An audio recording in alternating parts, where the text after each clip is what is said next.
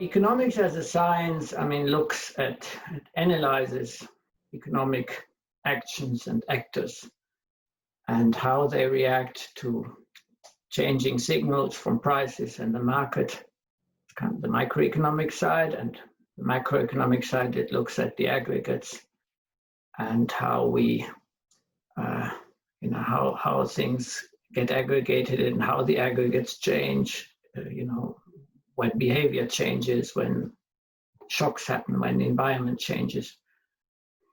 I wouldn't call economics policy making as economic engineering. I think that's a deep misunderstanding and part of the problem of our times. It is true that a lot of what we do in economics is practically a kind of, in economics as a science, is practically a kind of examination of what would happen with economic engineering. Say you raise government spending and what happens to aggregate demand and GDP and so on. But that's actually, to my mind, part of the problem. Economic policy making is very rarely done with the desire to actually produce a certain precise change via a certain policy action, but it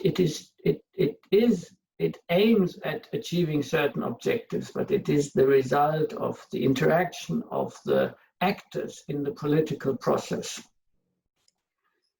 And in that sense, there are, of course, many economists who think policymakers should behave like engineers, but they don't.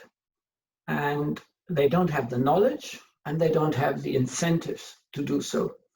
So this is part of the problem of our science, and it's part of the, to my mind, also the reason of the widespread lack of success of our science, because we tell policymakers to do one thing and then we are surprised that maybe they do something else instead of reflecting on what the incentives are, what the marketplace is they're operating in, how then, so to speak, policy should be designed and what policies would help, so to speak, this policymaker's objective function, and at the same time perhaps also achieve the economic objectives.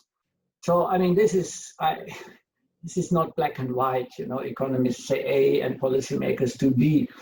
Reality is somewhere gray, different shades of gray. But I think it would do us a lot of good as economists if we understood and acknowledged better the world policymakers are living and operating in.